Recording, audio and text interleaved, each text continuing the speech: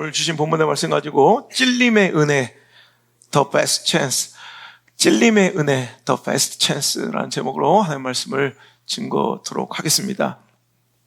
우리 서로에게 한번 인사해 볼까요? 영적 제트기를 타십시오. 성령의 새바람으로 날아오르십시오. 아멘.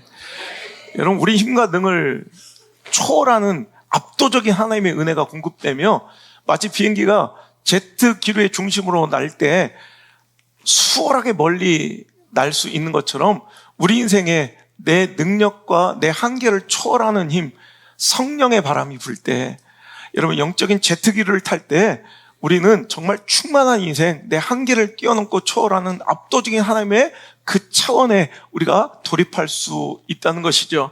자, 언제 우리가 이 성령의 강한 제트기를 만나며 오늘도 영적인 새바람을 타며 오늘도 우리 초월적인 하나님의 은혜와 압도적인 그 영광을 우리가 마주대할 할 수 있을까요? 우리 지난 시간 말씀 앞에 두려워 떨며 그 말씀을 정말 전심으로 받을 때 성령은 그들에게 임하신다라고 배웠습니다. 사도행전 10장 44절 이하의 말씀에 베드로가 찾아간 고넬료와 그와 함께한 가족들과 친구들이 오늘도 베드로의 설교 그 말씀을 두려워 떨며 경청하여 들을 때 그 모든 사람에게 성령이 임했다는 것입니다. 여러분, 또한 오늘도 성령이 임하시는 두 번째 통로는 오늘 말씀에 회개할 때 그 말씀 앞에 두려워 떨며 그 말씀의 찔림으로 인하여 회개할 때 성령은 우리에게 임하여 주신다는 것입니다. 자, 오늘 베드로가 사람들에게 예수 그리스도의 못 박히심과 부활하심, 오늘도 그리스도 되심을 설교하고 하나님께서 그 약속대로 우리에게 예수님을 보내셨지만 너희들이 그를 버렸다. 너희들이 바로 그를 못 박혀 죽었고 그를 외면하고 버렸지만 하나님은 그를 부활, 그 죽음 가운데 머물러 두게 하지 아니하시고 그를 살리셔서 우리의 영생의 소망이 되셨다. 오늘도 그 말씀을 전하자 이제 사람들이 그 말씀을 듣고 마음에 찔린 사람들이 우리가 어찌할꼬 여러분, 말씀 앞에 서서 그 말씀에 찔린 사람들의 반응은 이래야 합니다. 우리가 어찌할꼬 여러분, 신앙 가운데 여러분 당당하고 여러분 뻣뻣하고 교만하고 여러분 의롭고 뭔 척하며 살아가는 것이 강력한 신앙이 아니라 실은 지속적으로 하나님 말씀 앞에 서며 그 말씀의 찔림을 받을 때 그것이 놀라운 축복과 내 영적 한계를 뛰어넘는 여러분 성숙과 성장의 과정이라는 것을 잊지 않았으면 좋겠습니다. 자, 그들이 이 말을 듣고 마음에 찔려 베드로와 다른 사도들에게 물어 이르되 형제들아 우리가 어찌할꼬 하거늘. 그러자 대답합니다. 베드로가 38절 시작. 베드로가 이르되 너희가 회개하여 각각 예수 그리스도의 이름으로 세례를 받고 죄 사함을 받으라. 그리하면 성령의 선물을 받으리니. 어떻게 해요? 회개할 때 성령의 선물을 받는다는 거예요. 여러분, 말씀에 찔려 회개하면 오늘도 하나님께서 그 회개하는 자들에게 성령을 부어주십니다. 성령의 임하심의 징표는 회개의 눈물이고요, 회개의 눈물이 바로 성령의 임하심의 통로인 줄 기억하시길 바랍니다. 그럴 때 어떤 일이 일어나요? 그죠? 내 죄가 오늘도 용서받고 오늘도 그 찔림으로부터 자유한 것으로 그 개인적인 문제로 끝이 나는 것이 아니라 어떤 역사가 벌어져요? 회개하며 나와 오늘도 그 말씀의 찔림에 자복하고 통하며 회개할 때 성령이 그들에게 임하시더니 어떤 역사가 벌어져요? 하루에 3,000명이나 몰려와 오늘도 여러분 교회가 부흥하는 역사가 벌어지더라는 거예요. 여러분 일일이 나가 막 전도 대행전을 하고 무슨 각 부서별로 막 경쟁하듯 질투하듯 이렇게 시기하듯 이런 랭킹을 매기고 상품을 걸고 이런 것이 아니라 어떻게 해서 압도적인 성령의 바람이 불어오자, 여러분 압도적인 성령의 새바람이 불어오자 여러분 인간이 할 수 없는 일이에요. 3,000명이 그냥 한꺼번에 와서 교회가 부흥하는 놀라운 은혜의 역사, 이런 사람의 수준과 한계를 뛰어넘은 초월적 역사는 바로 성령의 바람이 불어야 돼요. 이런 압도적인 영적 제트기를 타야 된다고. 그런데 그 영적인 제트기를 탈 수 있는 방법이 바로 말씀 앞에 두려워 떨며 또한 우리가 그 말씀 앞에 제대로 반응하여 회개할 때 성령의 바람이 그 회개의 눈물을 통하여 우리에게 임하시는 줄 믿습니다. 이것이 신앙의 법칙이에요. 우리가 말씀에 찔립니다. 통회하며 자복하며 회개합니다. 그러면 성령 임하십니다. 그들에게 부흥이 일어납니다.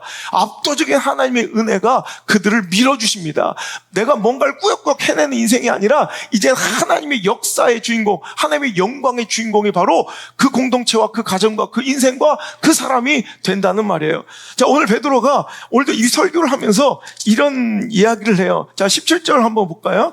자, 16절부터 이는 곧 선지자 요엘을 통하여 말씀하신 것이니 일렀으되 하나님 말씀하시기를 말세 내가 내 영을 모든 육체에게 부어주리니 너희 자녀들은 예언할 것이요 너희 젊은이들은 환상을 보고 너희의 늙은이들은 꿈을 꾸리라. 뭐 이러면서 여러분 우리 많이 들었던 우리 찬양하는 거죠. 그죠? 이 말씀을 근거로 쫙 얘기하시네. 그러니까 너희들은 오늘도 이 요엘 선지자의 이때 이 당시의 말씀처럼 오늘도 회개하며 자복하며 그 찔림 가운데 오늘도 하나님께 아파하며 나와서 회개해야 된다라는 것을 말씀하는 거예요. 그러면 어떤 일이 벌어진대요? 오늘도 하나님께서 이 약속을 지켜서 너희들의 이 영을 부어주신다. 자, 오늘 이 요엘서의 이야기를 한번 찾아볼게요. 자, 요엘서 우리 2장, 요엘서 2장. 자, 베드로 목사님이, 베드로 사도가 사용했던 요엘서 2장 12절부터, 요엘서 2장 12절부터 15절까지. 자, 읽겠습니다. 시작. 여호와의 말씀에 너희는 이제라도 금식하고 울며 애통하고 마음을 다하여 내게로 돌아오라 하셨나니 너희는 옷을 찢지 말고 마음을 찢고 너희 하나님 여호와께 돌아올지어다. 그는 은혜로우시며 자비로우시며 노하기를 더디하시며 인애가 크시 뜻을 돌이켜 재앙을 내리지 아니하시나니 주께서 혹시 마음과 뜻을 돌이키시고 그 뒤에 복을 내리사 너희 하나님 여호와께 소제와 전제를 드리게 하지 아니하실는지 누가 알겠느냐? 너희는 시온에서 나팔을 불어 거룩한 금식일을 정하고 성회를 소집하라. 자, 오늘 옷을 찢지 마, 형식으로 하지 말고 진짜 네 마음을 찢어. 오늘도 통회함과 자복함을 하나님께 나오라는 거예요. 그러면 하나님께서 그 뜻을 마음을 돌이키셔서 오늘도 너희에게 재앙을 내리지 아니하시고 오히려 너희들을 회복시키시는데, 자, 뒤에 28절부터 다시 28절. 그럴 때 어떤 결과가 나온대요? 시작. 그 후에 내가 내 영을 만민에게 부어주리니 너희 자녀들이 장래일을 말할 것이며 너희 늙은이는 꿈을 꾸며 너희 젊은이는 이상을 볼 것이며 그때 내가 또 내 영을 남종과 여종에게 부어줄 것이라. 아멘. 똑같죠? 하나님의 법칙과 하나님의 통치 스타일은 똑같아요. 오늘 하나님 말씀 주십니다. 찔립니다. 그러면 어떻게 하라는 거예요? 통회하고 자복하며 회개하고 나오라는 거예요. 그럼 하나님께서 그들에게 뭘 주신대요? 성령을 부어주신다는 거예요. 그리고 오늘 성령이 오늘도 내 여종 남종에게 세대를 가리지 않고 오늘도 성령이 부어진다는 거예요. 오늘 똑같아요. 오늘도 베드로가 이 말씀을 근거로 설교했지만 정말로 그 일이 일어나더라는 거예요. 그들이 마음이 찔려 우리가 어찌할꼬 했더니 베드로가 얘기합니다. 그럼 회개하라. 회개하고 돌이키면 하나님께서 뭘 주신다? 성령을 선물로 주신다. 과연 그렇더라는 거예요. 회개하고 돌이키자 성령이 그들에게 압도적으로 임하셨고 하루에 3,000명의 성도가 더하여지는 거룩한 영적 부흥을 맛보게 되었다는 거예요. 이게 현실에서도 가능한? 예, 가능합니다. 우리가 기억하는 1907년 평양 대부흥을 기억해 보십시오. 평양 대부흥은 자, 오늘도 장대영 교회라는 그 교회에서 벌어진 예배 부흥의 한 번에 오늘도 여러분 길선주라는 장로 하나가 통회하며 자기 죄를 자복하고 회개하기 시작합니다. 말씀에 마음이 찔렸던 길선주 장로가 자기의 개인적인 죄, 오늘도 감추고 덮으려 했던 자기의 그 민낯을 드러내며 하나님께 용서를 구하자 오늘도 그 길선주의 통회함과 자복함의 눈물을 통해 어떤 역사가 벌어져요? 성령의 불이 그에게 내렸고요. 교회에 내렸고요. 이제 조선 팔도를 뒤엎는 거룩한 부흥에 여러분 도화선이 되었다는 거예요. 그 이전에 여러분 1907년에 우리가 평양 대붕을 기억하지만 그 이전에 1903년에 보면 원산 대붕이라 기억하는 여러분 이때 선교사들 중심으로의 이 예배 모임이 있었는데 거기서 오늘도 이 땅을 어떻게 또 정말 복음화시키고 어떻게 이 원시적이고 그 당시만 해도 얼마나 여러분 미개했던 우리나라 민족이에요. 이 나라를 어떻게 하면 깨워 살릴까를 고민하던 중에 하디 선교사가 그들을 깨우고 그들을 살릴 것이 아니라 정말 깨워주고 먼저 박살내야 될 것은 내 자신인 것을 고백하게 돼요. 하디 선교사는 이 미개한 족속들을 어찌 앓고 그랬지만 어느 순간 성령이 그 마음을 찌르시는데 오늘도 가장 먼저 회개하고 엎드려야 될 건 너다. 자기도 모르게 그 미개한 족속, 자기가 복음을 전해드릴 선교의 대상지인 이 조선 땅을 무시하고 뭔가 자기 마음속에 약간 깔아보는 그 마음, 사랑하지 않았던 그 마음이 느껴지며 하디 선교사가 눈물로 회개합니다. 그것이 바로 원산 대보응. 이제 1907년에 평양 대부흥의 기폭제가 된 거예요. 항상 성령의 역사가 일어나고요. 영적인 대부흥이 일어날 때는 먼저 뭐가 있다? 회개의 눈물이 있습니다. 말씀의 찔림에 대한 자복과 통회함이 있습니다. 오늘 우리에게 왜 영적 이런 거룩한 역사가 일어나지 않고 영적 부흥이 일어나지 않을까요? 오늘도 회개가 없기 때문에요. 그럼 왜 이 회개가 없을까요? 말씀 앞에 두려워 떨고 그 말씀에 찔린 자의 제대로 된 방이 없어서 그래요. 여러분, 말씀 가운데 그 찔림, 양심의 찔림은요, 뭔가 이 받아들이기 힘든 이 막 찔림은요, 실은 되게 거북스럽고 피하고 싶은 대상일 수 있겠지만, 여러분, 이 찔림은 기회라는 거예요. 정말 최고의 절호의 찬스라는 거예요.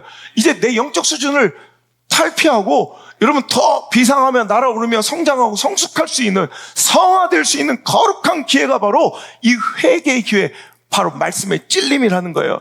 그러니까 오늘도 여러분 우리 가운데 이 성령의 새바람이 불어오고 멋진 영적 돌파가 여러분 일어나려면, 즉 오늘도 영적 제트기를 타려면 회개가 일어나야 되는데, 그 회개를 일으키는 말씀의 찔림이 오늘도 나에게 있는지, 그러니까 오늘도 우리가 먼저 점검해야 될 것은 영적인 그 대각성과 놀라운 붐이 일어나기 위해서 우리는 말씀이 제대로 작동되고 있는지를 점검해 봐야 된다는 거예요.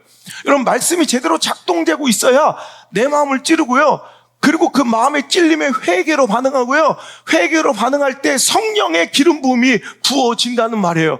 그래서 오늘도 여러분 말씀이 제대로 작동되고 구동되지 않는 이 시대의 모습이 여러분 얼마나 많은지 몰라요. 말씀이 제대로 작동되지 않는 교회가 얼마나 많은지 몰라요. 말씀이 제대로 작동되고 있지 않는 인생들이 얼마나 많은지 몰라요. 이거 정말 재앙과 같은 안타까움인데도 그것을 재앙으로, 비극으로, 안타까움으로 느끼지조차 못하는 여러분, 우리 이 시대의 그 탄식을, 여러분 하나님의 탄식과 안타까움을 들으셔야 된다는 거예요. 여러분, 경고, 그 책망의 말씀을 들을 수 있는 영적 귀가 열리기를 여러분 기대하고 기도하시길 바랍니다. 여러분, 말씀이 뭐예요? 말씀의 기능, 말씀이 제대로 작동되는지 보려면 말씀의 기능이 무엇인지, 말씀의 목적이 무엇인지, 여러분 말씀은요 오늘도 우리의 영혼과 양심을 여러분 갈라놓고요, 오늘 찌르고요, 오늘도 우리 심장을 겨눈 창이 바로 말씀이라는 거예요. 말씀을 찔러야 돼요. 여러분, 이 부족하고 부족하고 여러분 못나고 여러분 이 범죄하고 타락하고 오염된 내 신앙의 양심을 여러분 찔러주는 말씀이 돼야 돼요. 무딘 칼로는 여러분 요리 하나 할 수 없어요. 요리 하나. 여러분, 이것이 좋은 설교인 줄 알아요. 무딘 칼, 전혀 배임도 찔림도 없는 이 칼이 좋은 칼인 줄 알아. 이런 말씀이 좋은, 달콤한 캔디 같은 말씀이 좋은 말씀이 아니라 말씀에 여러분 기능이 그래요. 히브리서 여러분 잘 아는 4장 12절 말씀. 자, 말씀이 뭐래요? 하나님의 말씀이 어떻게 자동되고 어떻게 구동되고 어떻게 작동돼야 되는데요. 자, 4장 12절. 자, 읽겠습니다. 시작. 하나님의 말씀은 살아있고 활력이 있어 좌우의 날선 어떤 검보다도 예리하여 혼과 영과 및 관절과 골수를 찔러 쪼개기까지 하며 또 마음의 생각과 뜻을, 이게 말씀이에요. 여러분, 말씀이 이렇게 작동되고 있습니까? 여러분, 교회, 여러분 말씀이 이렇게 작동되고 있어요? 말씀은 어떻대요? 살아있어야 돼요. 살아있는 말씀은 정말 좌우의 날선 검보, 어떤 검보다도 더 예리해서 정말 우리의 혼과 영과 관절과 골수를 찔러 쪼개기까지 하고 또 어떻게 마음과 모든 생각과 뜻을 판단하신대요. 말씀은 어떻게 작동돼야 돼요? 말씀은 우리의 마음의 중심을 열어제치고요, 여러분 우리의 심령의 중심을 여러분 열어젖히고요, 우리의 신앙의 양심을 찔러야 돼요. 말씀은 바로 그런 거예요. 날선 검처럼 내 마음의 중심을 가르고요, 내 심장을 겨눈 창이 돼야 그게 진짜 말씀이에요. 찔러야 된다고. 왜? 그럴 만큼 여러분 말씀은 순결하고요, 그럴 만큼, 그래도 될 만큼 나는 항상 오염되고 변질되고 연약한 죄인이라는 거예요. 그래서 여러분 말씀 앞에 설 때는 항상 말씀의 찔림을 기대하셔야 돼요. 말씀이 찌르고 있습니까? 이 시대는 둔탁한 검이 돼요. 여러분, 신앙의 양심, 우리 마음의 중심을 열어젖히긴커녕 우리 심장을 겨눈 창이 되긴커녕 요 살갗 피부 하나도 뚫지 못할 뭉뚱거려진 사람 눈치 보는 비겁한 말씀들이 얼마나 많아요. 근데 지난주에도 한 목사님이 울며 전화 왔대요. 그래서 제법 중형교회예요. 그 목사님이 우리 교회 말씀을 듣다가 제가 너무 통회하며 울었대요. 그래, 하나님 주신 말씀은 저런 말씀이어야 되는데 난 저런 말씀 못 전하겠대요. 무서워서, 사람 무서워서. 어느 순간 내가 월급쟁이 되어가지고 사람 비유 맞추며 저 사람 어떻게 해줘야 잘 되고 우리 교회 저 사람들 어떻게 대우해주고 비유 맞춰줘야 잘 되는지 이것만 고민하고 있더라는 거예요. 그래서 사임하셨어요. 제가 너무 초라하고 제가 너무 비참하고 제가 너무 자존심이 상해서 제가 이렇게 해서는 더 이상은 이 월급쟁이로 목회 못하겠다는, 가짜질 못하겠다는 거예요. 여러분, 오늘도 여러분 이 시대의 말씀이 그래요. 물론 말씀이 무조건 막 강하다고 좋은 게 아니에요.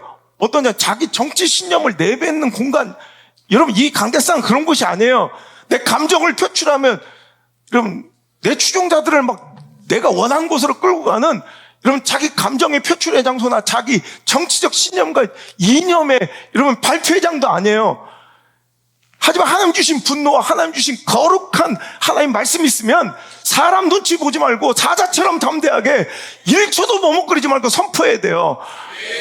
그래서 그 양심을 찔러줘야 돼요. 그 마음을 찔러줘야 돼요. 그 사람이 회개하고 돌이키든지 말든지 그건 다음 반응이고 당신의 몫이고 오늘도 일단 검은 살아있어야 돼요. 날 서 있어야 된다고. 근데 여러분 말씀이 검이 제대로 작동되지 않는 거예요.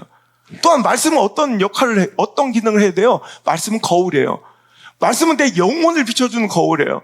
그래서 그 거울 앞에 설 때 나의 흠결과 나의 더러움과 나의 모자람과 부족함이 보이잖아요. 여러분 그렇게 비춰줘야 되는데 흐리멍텅한 거울, 불량품, 제대로 내 영혼이 비춰지지 않으니까 잘난 줄 알고, 혹은 여러분 과장된 우리 옷 살 때 속는 거 있죠. 분명히 옷가게에서는 이뻤는데 집에 오면 거지 같아. 왜 그래요? 이거 가짜 거래요. 가짜 길수험하게 나오는 뭐라고 지금 자신감 거울. 딱 서면 난 원래 뚱뚱한데 그냥 날씬하게 보여서 되게 잘 어울려 보여.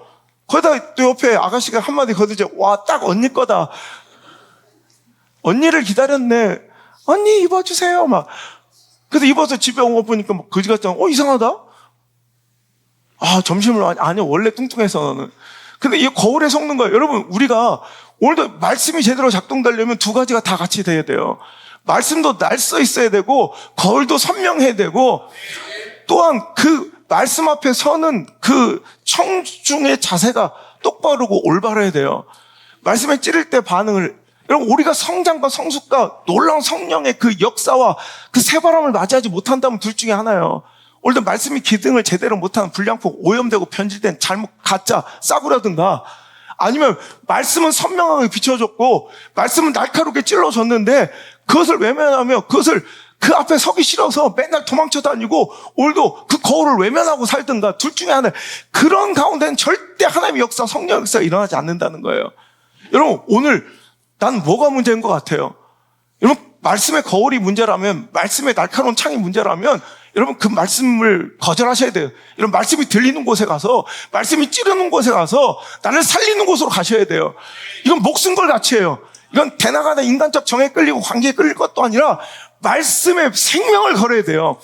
말씀이 들려야 호흡처럼 우리가 숨 쉬어도 되고 안 쉬어도 되는 이런 선택의 요소가 아니라, 말씀 안 들리면 죽는 거예요.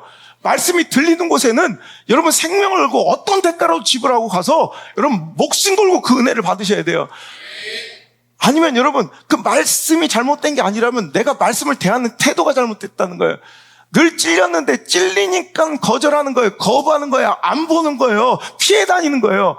말씀은 제대로 역할하고 있는데, 작동하고 있는데 내가 그 말씀을 제대로 듣지 않고 맨날 도망쳐지고 피해 다니는 것으로 여러분 계속 여러분 이것으로 시간을 때워서는 안 된다는 거죠. 오늘 여러분 말씀이 제대로 작동해서 오늘도 날성검처럼 우리 신앙의 양심을 찔러 쪼개고, 여러분 우리 심장을 켜는 창이 되어 언제든지 신앙의 양심을 찔러줄 수 있는 말씀이 오늘도 살아 역사하는 교회가 되게 해달라고 기도하시고요. 또 그 말씀 앞에 비겁하게 도망타서 다니거나 혹은 그 말씀의 거울을 자꾸 피해 다니지 말고 직면해서 들여다봐야 돼. 들여다봐야 돼. 우리는 그 들여다볼 용기가 없어. 보면 늙어있는 내 모습 보이고 추한 내 모습 보이니까 그래서 자꾸 봐야 그나마 그만합시다. 내 흥분했다. 그래도 봐야 조금이라도 좀 고치지.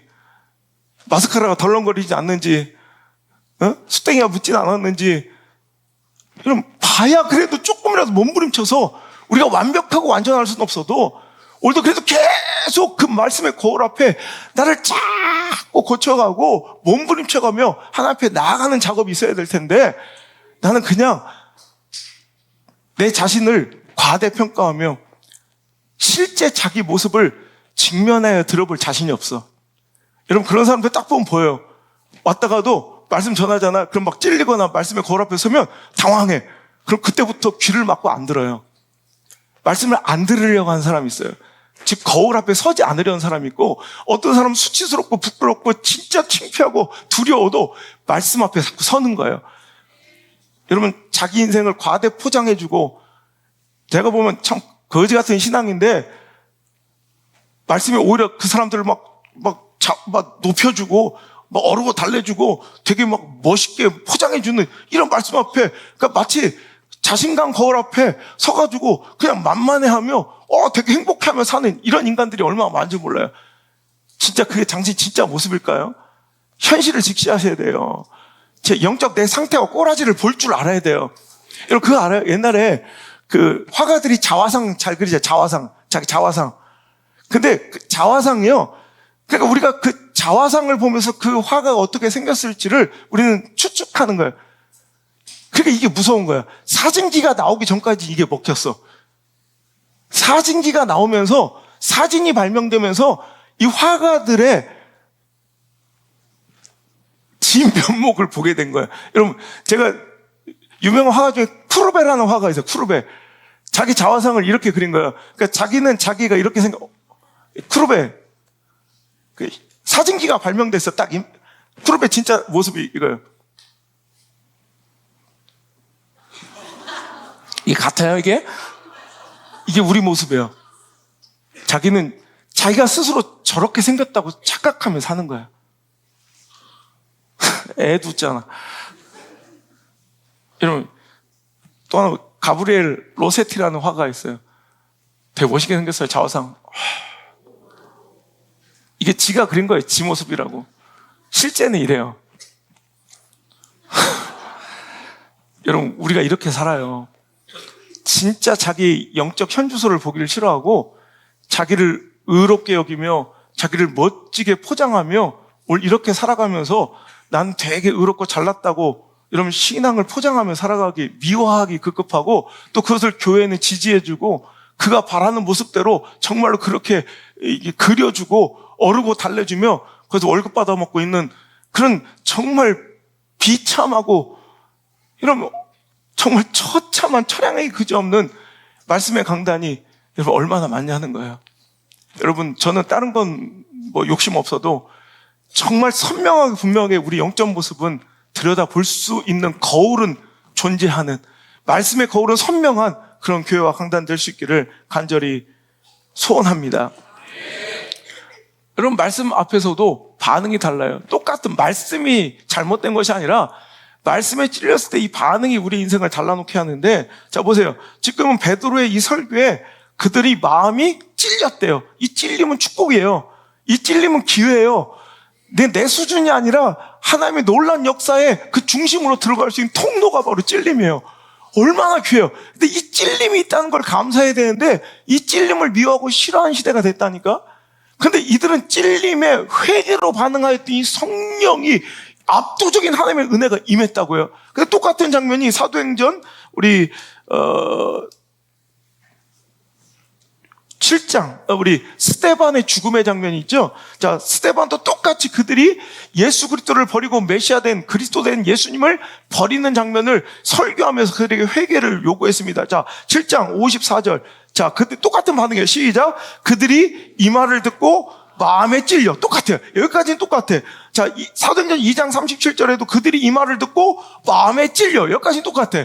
근데 사도행전 2장에서는 마음에 찔려. 똑같은 설교. 베드로의 설교냐 스데반의 설교냐지 똑같은 내용의 설교예요. 예수님이 하나님의 아들 되신가? 우리의 죄를 위해서 오셨습니다. 하지만 이 시대가 그들을 버렸습니다. 하지만 죽음과 사망에 멈춰있지 않고 그는 부활하셔서 우리에게 영원한 생명 되셨다.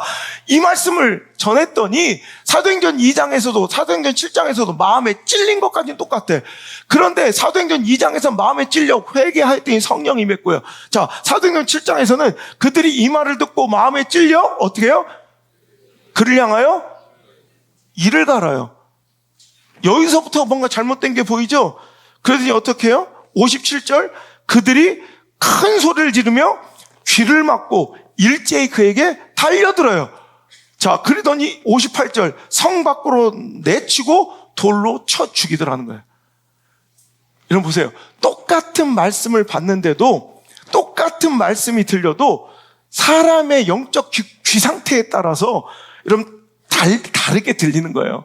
오늘 여러분 우리는 선명한 하나님의 말씀이 분명하게 들려지고 그 말씀에 찔렸을 때 제대로 반응하는 인생 되게 해달라고 여러분 기도하시길 바랍니다. 여러분 사람의 귀가 들을 수 있는 소리를 가청주파수라고 그래요. 가청주파수. 여러분 우리 인간은 거의 20Hz부터 2만 Hz 사이의 소리를 들을 수 있다고 해요. 여러분 피아노 보면 여러분 건반이 몇 개요? 세봐요. 88개래요. 여러분 좀 더 멋진 소리를 내기 위해서 100개도 넣고 200개도 하면 좋잖아요. 근데 딱 88개예요. 왜냐하면 그 외의 범주의 소리는 우리 인간이 잘 들을 수가 없어요. 그래서 이 피아노의 건반이 88개로 이루어진 것은 그 낮은 주파수도 그 위의 주파수도 우리 인간은 잘 들을 수 없기 때문에 가청 주파수의 범주에 외에 있기 때문에 우리는 88개 건반으로 음악을 연주하는 거예요. 사람이 듣는 능력은요 20살이 되면서부터 이제 청력은 감퇴하기 시작해요. 근데 한번 감퇴되고 한번 이 상한 청력은 다시 돌아오지 않아요. 그래서 이제 어른이 되면 될수록 이 가청 주파수가 줄어드는 거예요. 그래서 여러분 잘 아시는 것처럼 하워드 스텝 레온이라는 과학자는 이 원리를 이용해서 10대들의 귀에만 들리는 주파수를 발생시켜 거리의 불량 청소년들을 내쫓는 일명 틴벨, 우리 티네이저예요. 티네이저. 그 아이들만, 그 젊은 아이들, 우리 늙은 사람들 말고 20살 전에 티네이저들만 들리는 가청주파수의 그 벨을, 틴벨이라는 걸 발견해서 이 공장 어스름한 주변이나 으슥한 골목에 불량 청소들이 모여들어서 막 하면 나가서 뭐 쫓기도 어렵잖아요. 그 무서우니까. 그럴 때 여러분 이 틴벨을 이제 구하는 데서 틴벨을 막 버튼을 누르면 어른들은 늙은 사람도 안 들려. 근데 걔들한테 막 고막이 찢을 정도로 소리가 크게 들리는 거야. 그것 때문에 괴로워서 떠나는 거야. 여러분, 보세요. 어떤 소리는 누군가에게는 청력이 얻어져서 들리지 않는데 어떤 사람은 막 귀가 찢어질 정도로 찔러준다는 거예요. 여러분, 이거예요. 오늘 하나님 말씀이 우리 가청주파수가 좀 넓어졌으면 좋겠어요. 영적인 청력이 얻어지지 않았으면 좋겠어요. 우리 육적인 청력은 계속 얻어질 수밖에 없는 존재이지만 하나님 영적인 청력은 얻어지지 않아서 하나님 말씀이 선명하게 들리는 인생 되게 하시고 그 말씀에 정말 귀가 아플 정도로 내 영의 귀가 할례받고 내 영의 귀가 열려 있어서 찔리는 말씀, 들리는 말씀이 내 인생에 있게 하여 주옵소서. 그게 선물이고 그게 축복이라니까. 그거 없는 이상 안 찔리는 말씀이 재앙이에요. 여러분 평생을 교회 다녀도 찔리지 않는 말씀. 그래서 신앙생활이 너무 재밌대. 이거 재앙이에요. 비극이에요. 내가 이렇게 허접한데, 내가 이렇게 여러분 더러운데, 내가 이렇게 추악하고 오염되어 있는데 말씀의 거울 앞에 섰는데 말씀이 여러분 내 신앙의 양심을 내 마음의 중심을 판단하시는데 두렵지 않고 떨리지 않고 여러분 아프지 않다면 그게 문제가 있어도 단단히 있는 거죠. 아니면 내가 예수님 믿던가 내가 몰라봐서 그렇지 당신 예수님 믿던가 둘 중에 하나예요. 여러분 마음이 찔려야 그게 축복이에요. 찔림이 기회예요. 그 찔림은 그저 내가 보면 항복이고 굴종이고 굴복 같아 보이고 내가 연약하고 비루한 것처럼 보여. 뭔가 내가 뭔가 죄를 인정해야 되고 나 연약함을 인정하는 것이 되게 좀 초라해 보이지만 여러분 절대 회개는 마음의 찔림은 항복이 아니에요. 굴복이 아니라 오히려 놀라운 전진의 기회이며 축복의 발판이며 여러분 찔림은 성령 임재의 놀라운 성령 역사의 촉매짐, 도화선이며, 여러분, 놀라운 그 영적 지각 변동의 진앙지가 바로 찔림이에요. 그 찔림이 있는 말씀을 구해야 돼요. 아픈 말씀을 구해야 돼요. 그냥 이렇게 살아도 됐다, 평안하다, 평안하다, 평안하다, 괜찮다. 그러다 지옥 가는 거예요. 찔러줘야죠. 그렇게 살면 안 돼요. 그건 하나님 기뻐하시지 않는 일이에요. 라고 자꾸 외쳐줘야 되는데, 우리는 그렇게 외칠 용기도 없는 시대에 살고 있고요. 또 하나, 그 말씀을 제대로 받을 그런 마음의 다짐도 용기도 없는 시대에 우리가 살고 있어요. 전하는 사람도 용기가 없고 듣는 사람도 받는 사람도 그 말씀의 거울 앞에 제대로 설 용기가 없으니, 말씀이 우리 가운데 구동되고 작동되지 않으니 찔릴 리 만무하고 회개할 리 만무하고 성령의 임재가 우리 안에 임할 리도 만무하다는 거예요. 여러분, 자꾸 들여다봐야 돼요. 말씀의 거울 앞에 서야 돼요. 여러분, 저울에 올라가는 건 살찐 사람들 두려운 일이에요. 여러분, 저울 언제 올라가 봤어요? 여러분, 눈에 외형적으로 보기 좋다고 다 좋은 것도 아니에요. 제가 실은 요즘에 외형 체형은 좋고요. 평소보다 몸무게를 한 2, 3kg 더 줄여가지고 지금 살아가는데, 내가 알아. 뭔가 보면 옛날에 하고 다르게 이렇게 체형은 좋은데 아랫뱃살이 좀 느껴지는 거야. 그래서 내가 용기를 내서 오늘 인바디를 찍어봤어요. 그러니까 이게 들어가기가 힘든 거야. 자꾸 확인하기가 싫은 거야. 내가 아니까, 느낌이. 그러니까 외형적으로는 보기 좋아요. 외형적으로는. 그죠? 아니, 너나 잘해. 인정을 하네. 그러니까 외형적으로는 보기 좋아요. 그런데 뭐가 문제냐면 내가 아는 거야. 제가 인바디 찍으면 항상 체지방이 12% 아래예요. 항상 12% 아래를 유지하고요. 항상 보면 그 모든 치수의 절반이 운동선수 수준입니다. 운동선수 수준입니다. 그러니까 낮음에서 더 밑에가 운동선수 수준. 절반이 운동선수였는데, 오늘 분명히 체중은 3kg를 뺐는데도 오늘 딱 보니까요, 운동선수 수준이 하나도 없고 체지방이 14%로 돼요. 정확히 14% 올라갔어요. 너무 자존심이 상하는 거야. 그러니까 들여다봐야 돼요. 물론 24%도 잘 살고 있는데, 저 40%도 살고 있는데, 근데 저는 그래, 자꾸 들여다보기 싫어서 저울 앞에 서야 되고요. 또 자꾸 이 내면의 중심을 들여다봐야 여러분 개선의 여지가 나오고, 여러분 뭔가 바뀔 수 있는 기회가 생긴다는 거예요. 여러분, 어떤 때요, 제가 그래요. 말씀 앞에 설 때 제 자신이 얼마나 초라하고 정직하게 말씀 앞에 설 때 얼마나 부끄럽고 두려운지 몰라요. 제가 요즘에 집사람한테 가장 많이 하는 소리가 그거예요. 내가 요즘 너무나도 많이 느낀 자책이 그거예요. 하나님의 은혜로 내가 너무 미화되고 포장되고 왜곡되어 과장되어 있는 것 같다. 나는 내가 제일 잘 아는데, 난 쓰레기고 실패자고 루저인데, 하나님의 은혜로 뭔가 너무 왜곡되어 과장되고 너무 포장되고 너무 미화되고 있는 것 같다.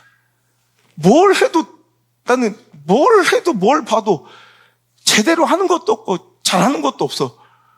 너무 그냥 열등감을 느끼고, 제가 요즘에 너무, 그러니까 집사람이 듣기 싫다고 이제 자책 좀 그만하라고 그러는데, 그냥 내 자신이 너무 부끄러운 거야. 근데 어떤 때는 그래요. 사람의 환호나 평가에 취해서 마치 자신감 거울 앞에 서서 맨날 첫날 그냥 좋은 줄 알고 살아가는 사람들, 여러분, 거울 안 보고 살아가면 저는 편해요. 저는 행복해. 제가 잘난 척. 아까 보세요. 사진기 안 발명됐으면 우리가 저런 인간인지도 몰랐어. 근데 여러분, 자기는 행복해. 자기는 되게 잘생겼다고 생각하고 자기는 되게 편해.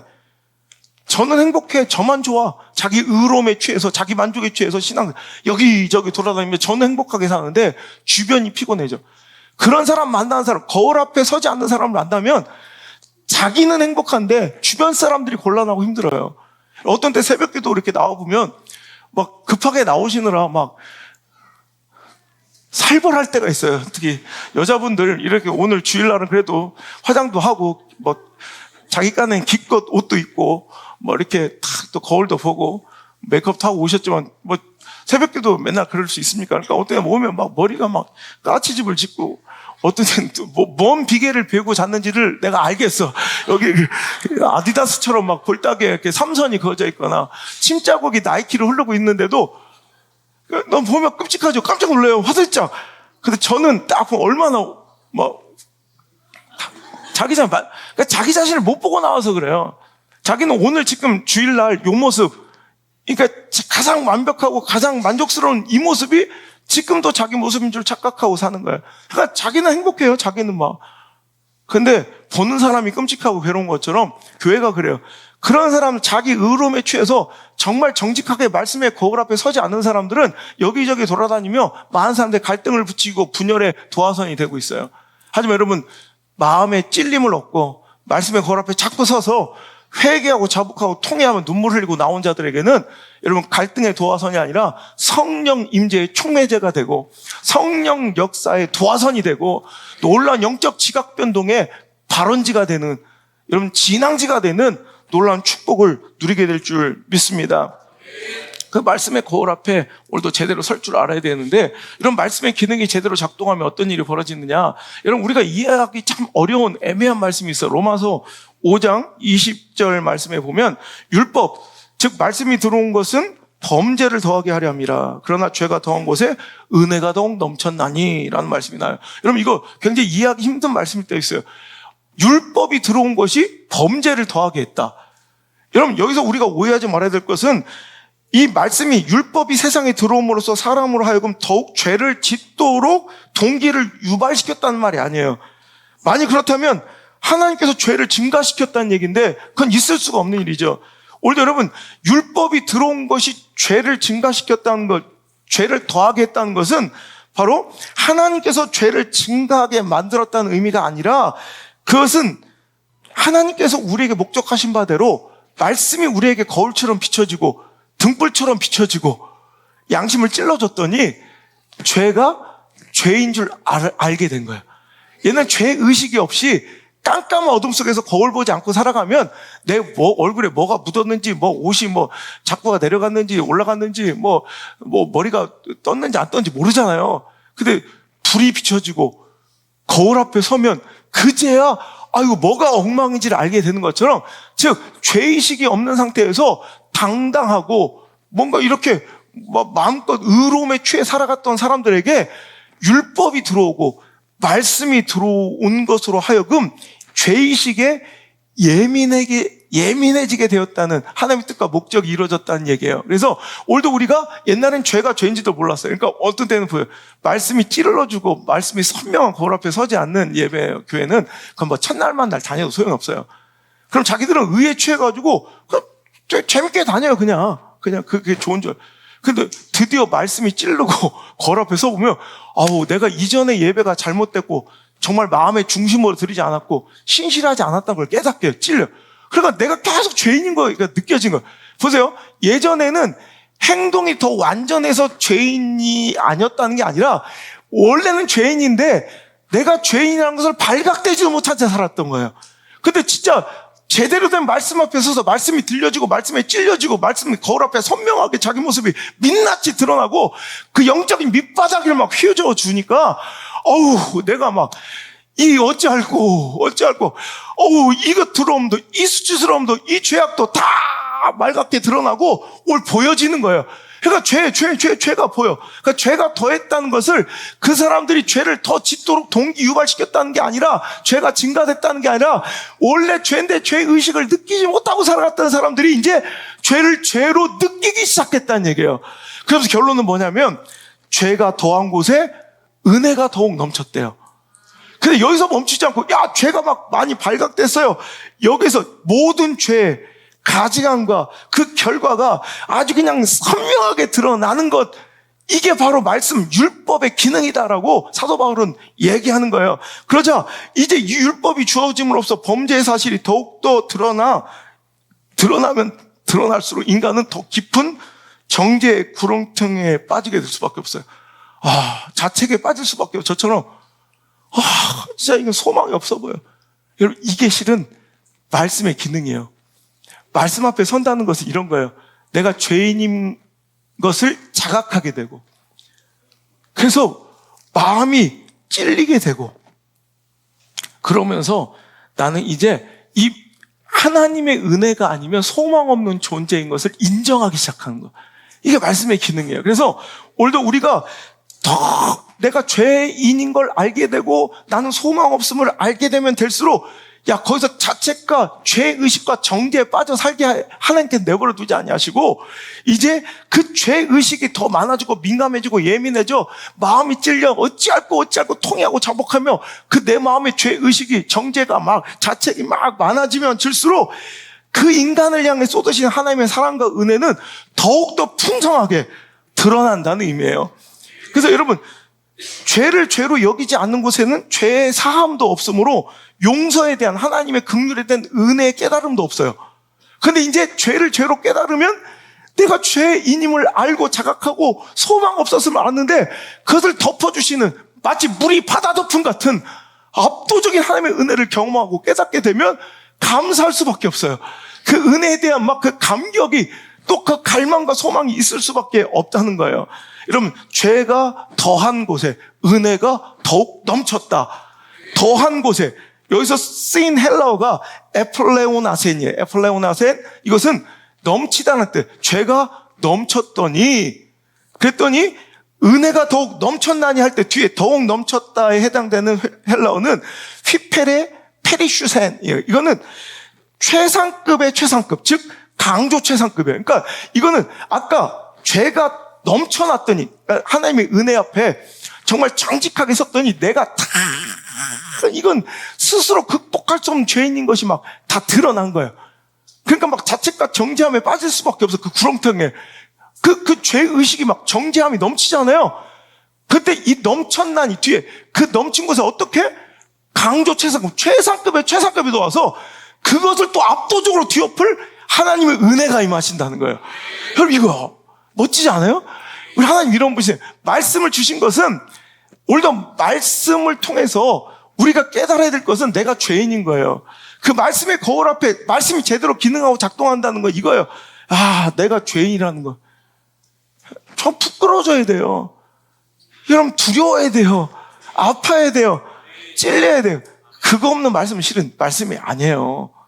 왜? 우리가 그런 존재이니까. 그랬더니 이 말씀 앞에 찔리고 아파하는 사람들, 아, 난 죄인이구나, 소망 없구나.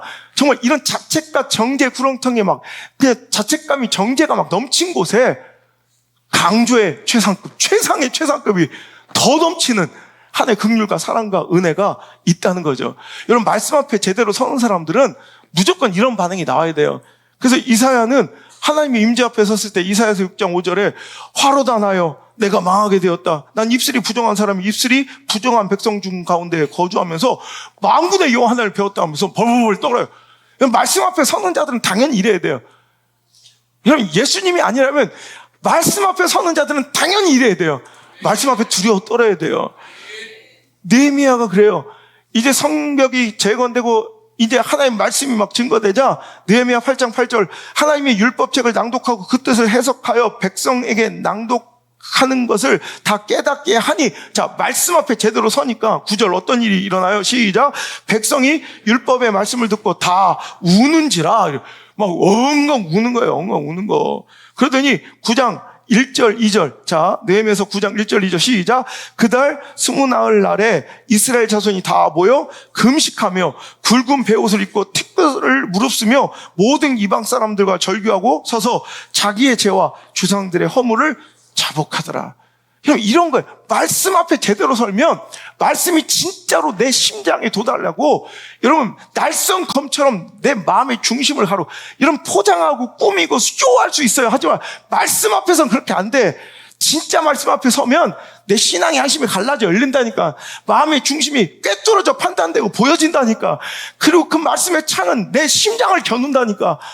그러니까 여러분, 울 수밖에 없어요. 깨달아야 두려워 떨 수밖에 없고요. 내가 죄인임을 인정할 수밖에 없고요. 어디서 쇼를 하고 어디서 포장을 해요.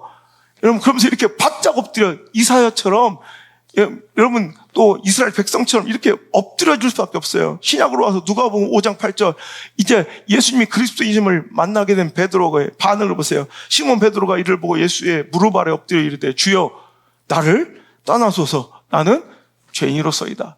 여러분, 하나님 앞에 선다는 건, 주님 앞에 선다는 건, 말씀 앞에 선다는 건 이런 거예요. 여러분, 말씀이 기능하고 작동되지 않는 인생들은 불행한 거예요. 그런 날선 검과 같은 말씀, 선명한 거울 같은 말씀이 없던가? 아니면 그 말씀을 내가 회피하며 오늘도 무딘칼 찾아다니든가 흐릿한 혹은 나를 추켜 세워주는 인간적인 자존감 거울, 자신감 거울 앞에 서서 나를 착각하며 살게 만들어주는 곳을 즐거워하든가, 이런 말씀에 찔리는 인생, 말씀에 찔리는 가정, 말씀에 찔리는 예배, 그래서 그 찔림에 어찌하고 영혼의 탄식 소리가 들려오고 회개하고 자복하고 통회하였더니 성령의 기름 부음과 성령의 새바람이 불어 이제 내 수준을 능가하는 압도적인 하나님의 은혜로 밀어주시는 그 축복이 우리 가정과 자녀들에게 임하게 해달라고 기도하시길 바랍니다. 두 번째로, 오늘 말씀의 찔림을 받았을 때 아까도 두 가지 반응이 나온다고 그랬죠. 이를 갈며 달려드는 사람들도 있더라는 거예요. 마음에 찔려 회개하여 성령의 선물을 받는 사람들도 있는가 반면, 주님 앞에 바짝 엎드려 정말 통회하며 새로운 인생을 결단하는 놀라운 전환점으로 사용한 사람이 있는가 반면, 이를 갈고 돌로 치고 여러분 죽이는 그 말씀을 외면하고 거절하는 인생들도 있다고 그랬어요.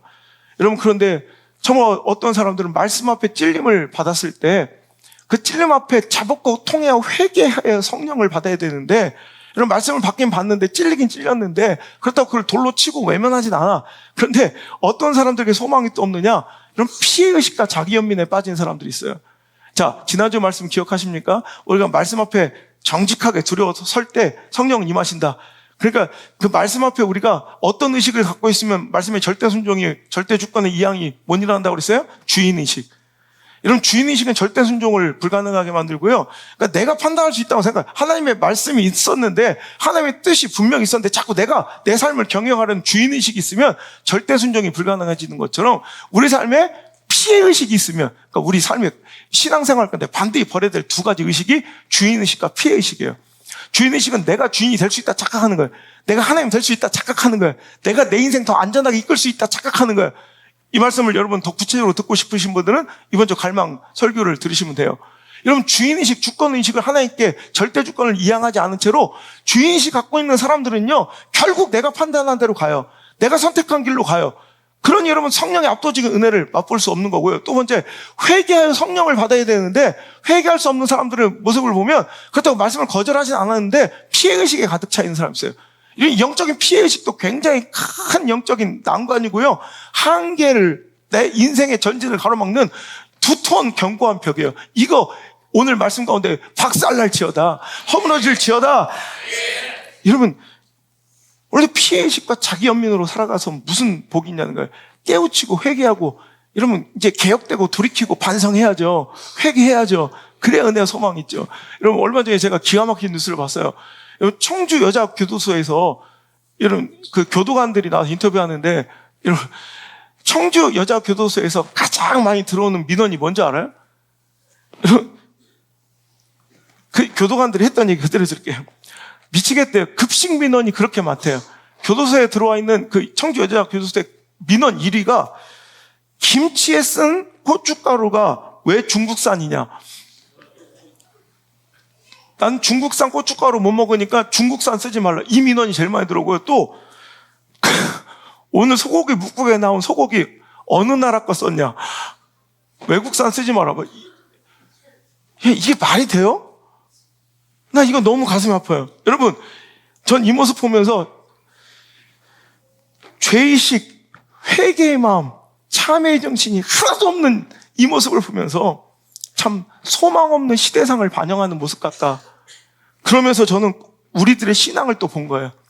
오늘날 교회의 모습과 신앙의 모습이 바로 이런 자화상 아닌가라는 생각을 해요. 여러분, 참회의 마음과 죄의식이 없어요. 마음에 찔린가 회개의 시도가 없는 채로 오늘도 내가 뭔가 막 피해의식에 쩔어 사는 사람들이 있어요. 신앙생활 가운데 뭐가 그렇게 피해의식과 자기연민에 빠질 게 있어요? 여러분, 사울의 실패가 뭐예요? 사울 왕의 실패는 죄의 유무에 의해서 결정된 게 아니에요. 바로 돌이킴이 없다는 것이 문제였죠. 즉, 회개를 할 줄 모르는 게 진짜 문제였지. 여러분, 사울이 죄져서 망한 게 아니에요. 그런 걸로 치면 다윗도 망해야죠. 그죠? 그런 걸로 치면 저와 여러분도 망해야죠. 안 그렇습니까?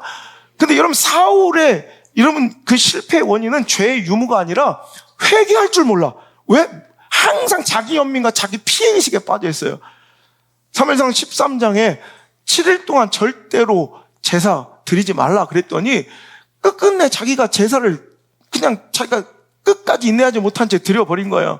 그러더니 하나님의 책망이 사무엘을 통해서 임하자 그가 항상 피해의식에 쩔어서 사무엘상 13장 11절 12절 보면 사무엘이 이르되 왕이 행하신 것이 무엇이냐 하니 사울이 이르되 백성은 내게서 흩어지고 당신은 청한 날에 오지 아니하고 블레셋 사람은 믹마스에 모였음을 내가 보았으므로 이에 내가 이르기를 블레셋 사람이 나를 치러 길갈로 내려오겠거늘 내가 여호와께 은혜를 간구하지 못하였다 하고 부득이하여 번제를 드렸나이다. 보세요. 이거요, 피해의식. 내가 잘못한 게 아니라는 거예요. 어쩔 수 없는 상황이었다는 거예요. 내가 오히려 피해자라는 거예요. 자기 연민에 빠져 있어요. 오늘도 진짜 내 죄, 행위의 잘못의 본질을 보지 못한 채 뭐예요? 백성들은 떠나고 당신은 왜 이렇게 늦게 오고 블레셋은 쳐들어오니 부득이하게. 그러니까 자기 연민과 피해의식에 빠져 있으니 여러분 마음에 찔리긴 했어도 회개하지 못하는 거예요. 돌이키지 못했다는 거예요.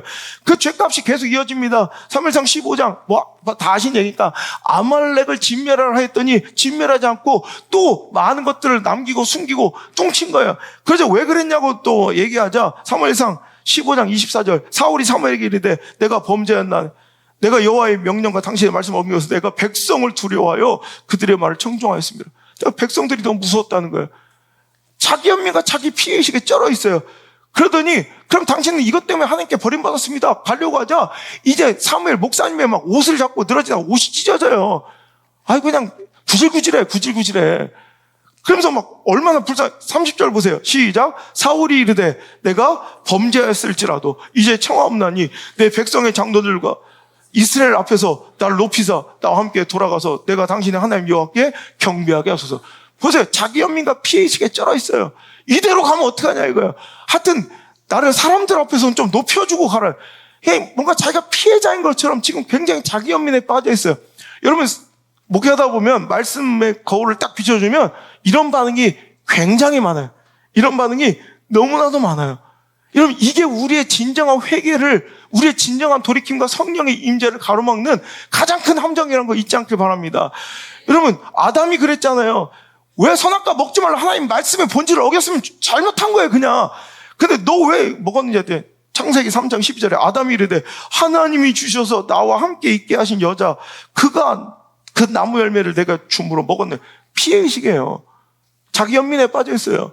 가인이 아벨을 때려 죽였어요. 그럼 자기가 살면서 예배하지 못하고 진정한 제사를 하나님께 올리지 못한 것을 자복하고 통회하면 마음에 찔려서 회개하고 엎드려져야 되는데 그는 뭐예요?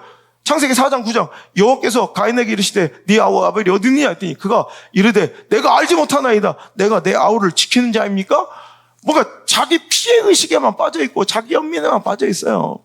여러분 이런 가운데는 절대 돌이킴이 없어요. 절대 회개가 없고 그 안에 성령의 임재가 없어요. 오늘도 여러분 말씀에 찔린다면 그 말씀을 당신이 아직 거부하지 않았다면 말씀에 찔림으로 피해의식에 빠져 자기 연민에 빠져 행동할 것이 아니라 반응할 것이 아니라 말씀 앞에 정직하게 서서 정말 내가 어찌할꼬 통회하는 마음에 목숨 걸고 끊임없이 여러분 끝까지 오늘도 나와서 하나님 앞에 엎드려 용서함을 받아야 합니다.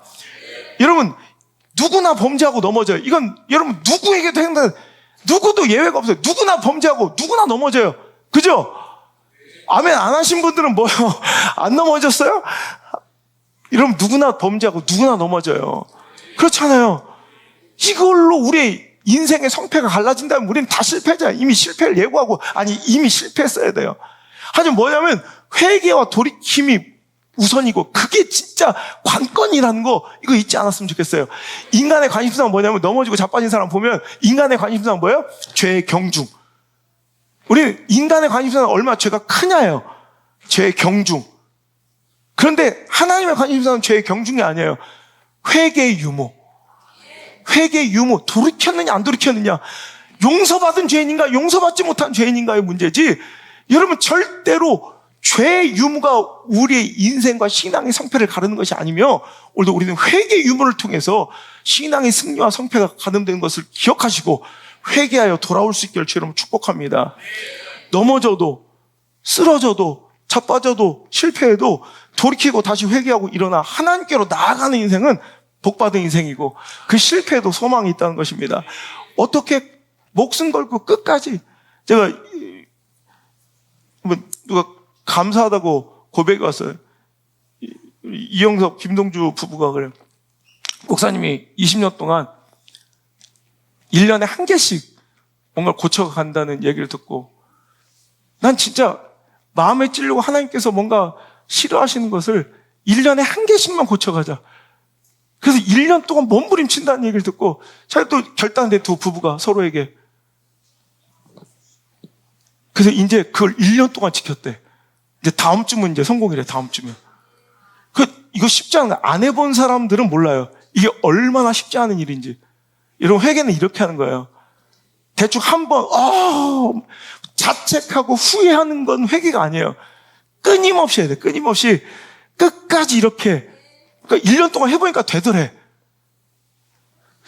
됐는데도 저 모양인지 모르겠는데 하여튼 되더래. 그거 정말 힘든 거예요. 저도 그 하나 붙들고 사는 게 얼마나 힘든지 몰라요. 해본 사람 알아요. 정말 내가 죽여버리고 싶을 만큼 내 스스로가 꼴도 보기 싫을 만큼 어떨 때는 짜증이 날 때가 있어.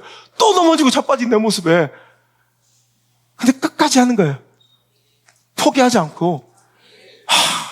제가 수치스러워도 다시 일어나서 끝까지 가는 거예요. 이게 진짜 회개예요. 목숨 걸고 하는 게 회개예요. 대충 내가 받아들일 수 있을 만큼만 회개하는 게 아니라 지난주에 전 몰랐어요. 근데 내가 깜짝 놀랐어요. 제가 단호하지만 짧지만 아주 강력하게 금식을 선포했죠. 지지난주에. 제발 중직자들 기도하셔야 된다. 저도 몰라. 하나님께서 감동 주시면 그냥 저는 그 두려운 마음을 전하는 거예요. 근데 금식 기소 들어가는 거 보니까 전혀 변함이 없고 달라짐이 없더래. 우리 안성주가 눈물이 나고 막 그냥 가슴이 아프더래. 하나님께서 목사님을 통해서 저렇게 말씀을 하셨는데 움직이지 않는 그 모습이. 그래서 보니까 중직자들 금식하라고 내 집사님들 한 끼 막 까짝까짝 하지 말라고 그래. 내가 순종한 사람이 몇 명 있는지 모르겠어요. 성주가 가슴이 아프더래. 그게 일주일 금식을 한 거예요. 저 걱정할까봐 말릴까봐 얘기도 안 하고 일주일 동안 금식을 하고 있었던 거예요. 내가 5일째 알게 5일째. 내가 너무 놀라고 가슴이 아파가지고 막 전화를 했어. 너 이렇게 준비 없이 그냥 이렇게 하면 잘못하면 죽는다. 일주일 금식하다 돌아가신 목사님들이 내 주변에서 많아요. 그래서 염분하고 이 전해질 같은 걸 좀 먹은 다음에 했어야 되는데 그냥 하면 너 지금 안 그래도 5일째 3일째 4일째까지 배가 고프다는 느낌이더니 5일째 6일째 되니까 막 이제 죽을 것 같다는 마음이 들더래. 이게 이제 이 불균형이 온 거거든.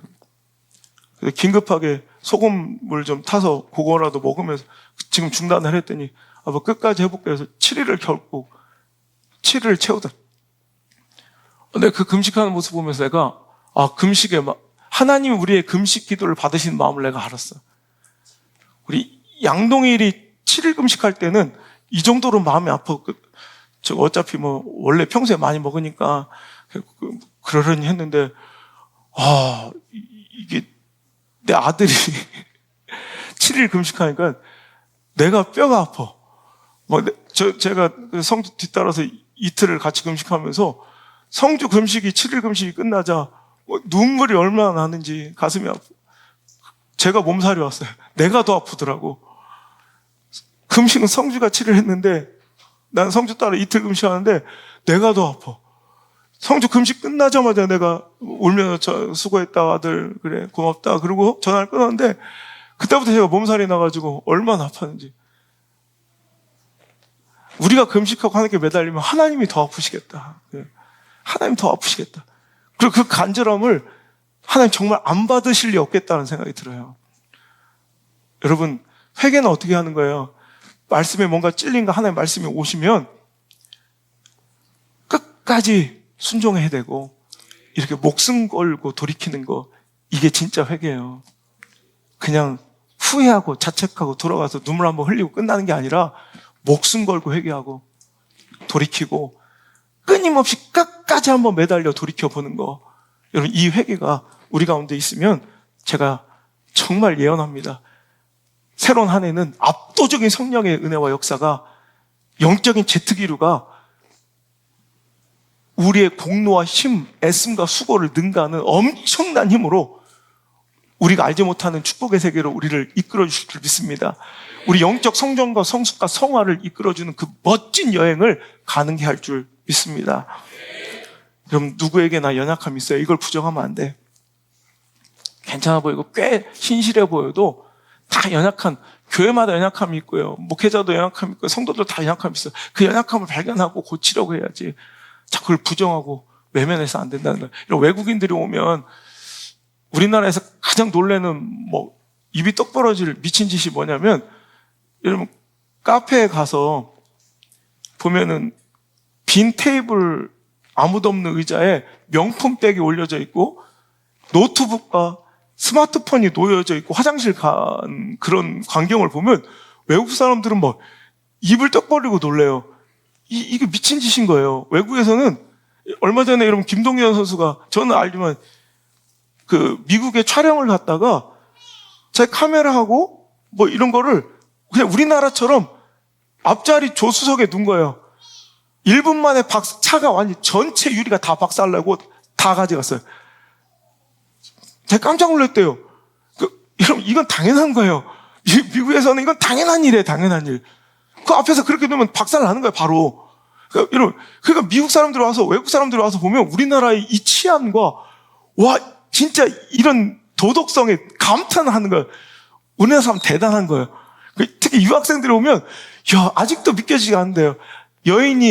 한 여자가 밤 1시에 횡단보도를 이렇게 그냥 혼자 걷고 있는 모습을 사진 찍어서 올린 사람도 있어요. 이건 현실임. 지금 새벽 1시 여자 혼자 길거리를 걷고 있어. 이래서 이거 올린 사진도 있어요. 그리고 현실, 쿠팡 배달, 로켓 배송 새벽에 가게 앞에 쭉 싸놓고 가잖아요. 이거 현실임. 이런 게 놀랄 일이에요. 한국은 도대체 뭐냐 이거야. 도대체 한국은 뭐냐 이거야. 뭘 그냥 주의 없이 그냥 맨바닥에 던져놔도 안 가져가. 노트북 명품백을 두고 가서 아무도 안 가져간대. 근데 신기한 건 그렇게 노트북, 스마트폰 그 진귀한 명품백도 안 가져가는데 저마다 타고 자전거는 훔쳐간대. 희한하대. 모든 외국 유학생들이 다 공감하더라고요. 자전거는 그렇게 훔쳐간대. 한국도 약함이 있더라고. 자전거만 보면 일단 훔치고 보나 봐. 왜 이렇게 자전거를 훔쳐가지? 근데 이거는 인정하더라고요. 여러분 보세요. 우리 인생도 꽤 괜찮아 보여도 여러분 다 연약함이 있어. 오늘도 우리는 이 자리에 왜 왔는지를 잊지 말아야 돼요. 말씀의 거울 앞에 정직하게 서서 내가 죄인이구나. 또 더러움이 묻었구나. 나는 하나님의 은혜 없으면 소망이 없구나. 그래서 그 소망을 갈망하고 이 소망을 정말 마치 혈루증 걸린 여인처럼 그 은혜의 옷자락을 붙잡고 늘어지려고 오늘 여러분 이 자리에 온 사람들이어야 하고요. 오늘도 그 말씀이 가감없이 전파되고 전달되는 그런 귀한 강대상에 할 줄 믿습니다. 이 강대상 밑에 뜯어보면 제가 써놨잖아요. 사람 눈치 보지 말자. 사자처럼 담대하라. 하나님 주신 말씀을 사람 눈치 보며 그 진리의 말씀 전하기를 1초도 머뭇거리지 말자. 여러분, 하나님의 말씀은 그대로 전달돼야 되고 그 말씀에 마음이 찔리고 회개하여 돌이킨 사람들의 성령의 임재와 역사로 교회가 부흥하고 하나님 나라와 그 뜻이 이루어지는 멋진 우리 신앙의 인생 되기를 주로 축복합니다. 여러분, 우리 집이 지금 난리 6.25 난리는 난리도 아니에요. 온 똥밭, 온통 오줌밭. 내 집에 있을 때 집사람이 분명히 그랬거든. 우리 딸기 천재인가 봐요. 오자마자 배변 패드에 똥을 넣고 오줌을 넣었다는 거예요. 교육도 안 시켰는데 얘는 천재예요. 왔더니 웬걸 내 방에 떡하니 내 공부 책상, 난 정말 짜증내거든요. 거기다 똥을 싸놓고 내가 제일 중요하게 생각하는데 옷방, 내 드레스룸에다 똥을 싸질러 놓고 아침마다 주일마다 보란듯이 똥을. 내가 지난주에 너무 열받았어. 근데 갑자기 가족방에 집사람이 사진을 올렸는데, 얘들아 우리 딸기 똥 좀 봐. 똥이 너무 예뻐. 똥을 프리첼처럼 싸놨대.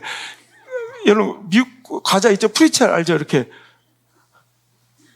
그 똥을 더럽게 똥 사진을 찍어서 가죽방에 올린 거예요. 우리 딸기 똥 좀 봐. 우리 딸 천재인가 봐. 똥을 프리첼처럼 싸놔서 그래. 내가 그걸 보다가 막 눈물이 나는 거야. 아, 저게 하나님 마음이시겠구나. 저 강아지 딸기를 사랑하니까 집사람에게는 여러분, 똥 치우는 일이 재밌겠습니까? 집사람 질색팔색 하던 일이에요, 저게. 손으로 잡는 건 고사하고 마당에 싼 똥도 막 그냥 끔찍하기 싫어했던 우리 집사람이 딸기를 너무 이뻐하니까 우리 딸기 똥이 프리첼 같다고 이뻐하는 그 모습을 보면서 하나님이 우리를 얼마나 이뻐하실까. 우리 똥땀에 내도 더럽다고 버릴 수 있는 존재가 아니라는 거예요. 하나님은 우리의 싸질러 놓은 똥 같은 우리의 범죄와 그 죄악에도 그냥 우리 같은 인격도 그 개 한 마리가 그렇게 이쁘고 사랑스러우니까 똥 싸고 오줌 싼 그 똥밭에서도 오히려 그 강아지를 안아주고 사랑해주는데 우리 같은 인격도 그런데 우리 하나님은 우리를 얼마나 이뻐하시는데 우리로 인하여 그 기쁨을 이기지 못하시는 분이신데 우리가 때로는 실수하고 또 범죄하고 넘어져요.